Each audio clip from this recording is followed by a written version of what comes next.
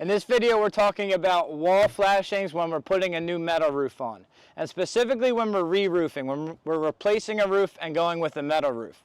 We have to put flashing on the walls, and there's multiple ways to do this. There's actually 4 ways to do this, and this right here is technically one of those 4 ways, although it's our least favorite way, and I'll just tell you why. When we're flashing the wall, because we have metal on the wall and on the roof in a 90-degree piece like this, we need to figure out how to get water to stop from coming down the wall and behind our metal flashing, because that's the whole purpose of this piece of metal, is to keep water out of the joint where the roof and wall meet. So yes, we need to keep water out of the joint from the roof, but we also need to keep water out of the joint from the wall. So when it rains, we have rainwater that comes down this wall and it wants to get behind this flashing. And the reason this is our least favorite method is because we're relying on caulk, a lot of caulk, probably 3 tubes of caulk, to keep water from going behind this flashing. Not to mention we have these ugly screws in the wall, so aesthetically it kind of looks like shit. So this is our least favorite way, although it is a way to put new flashing over top of stucco. But let's go show you the other 3 ways. Here's the old existing shingle flashing that used to be here. The reason this gets tricky when we're going from shingle to metal or tile to metal is that a lot of times when guys tear off a shingle roof to install a shingle roof, they'll try to reuse this flashing. Not always the best thing to do. Sometimes you can get away with reusing it, but we can never reuse the flashing with metal. And that's because the flashing goes on top of the metal panels, not underneath them. So we would install our metal panel first. Then we install our Z-bar, which is like a cleat to hold the flashing down. It's got this real sticky tape on it called butyl tape. We would stick it, and I'm just going to eye this up. The guys would mark a line. We'd stick it on top of the panel. And then our flashing has a little hem in it that locks into that Z-bar we just put in place. Oh, I eyed it up perfect. It's nice and tight. So now the flashing sits in the Z like that. The tape on the back of the Z stops water from getting underneath it. So now we have all the water from the roof that will never get inside the wall joint. But what do we do here?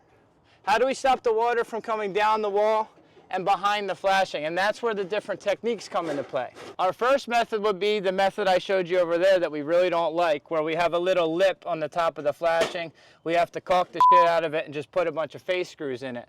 We don't really like that, although a lot of guys do it because it's easy to install. Second way would be we install the flashing against the wall, but then we install this new piece of metal that has the caulk lip on it. We call this stucco stop or counter flashing. So then we would install this extra piece over top of the flashing. We would screw it to the wall still, so you still have exposed screws, and then we still just have a lip with caulking. So not really much better than the first method, because we still have exposed fasteners that are ugly, and we're still relying on caulk. I guess it probably looks a little nicer than the first method, but as far as waterproofing, kind of relying on the same things. The next thing we could do is, before we even started putting the roof on, we could actually cut all this stucco out, get to the block or wood that's underneath it, install the same type of piece, a stucco stop, but notice it doesn't have a caulk lip. That's because it's meant to be installed behind the stucco, not on top. So if we were to cut the stucco out, install this piece behind the stucco along the wall like this, put the stucco back over top of it, now we have no exposed screws because the stucco is hiding the screws. We don't have any caulk because the stucco is overlapping the metal. And now when we install the metal, this stucco stop is tucked behind the siding, just use your imagination, and it keeps all the water from running down the wall, right on top of the metal and off the roof. A really good method for waterproofing. This is how houses are usually built originally, but when we're re-roofing, cutting all this stucco out obviously introduces an extra cost to the homeowner. So if the homeowner doesn't want to pay for that, it might not even be an option. The last method, our favorite method, we call a reglet. It's got a piece on the top of it that's embedded in the wall. So the installation's the same. We have our flashing on the wall, but now instead of cutting the stucco out, we just grind a 1-inch deep line inside the stucco right here.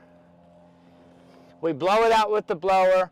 We'll put some sealant in there, and then we'll embed our reglet counter flashing inside the stucco so that it looks really nice. We have no exposed fasteners. We're not relying on caulk. We're not introducing a crazy extra cost to the homeowner, but we're still confident in keeping this roof-to-wall joint waterproof for life. So this is by far a favorite for those reasons, but you've got many options to go with, and our customers go pick any of the 4 options. Everybody's different.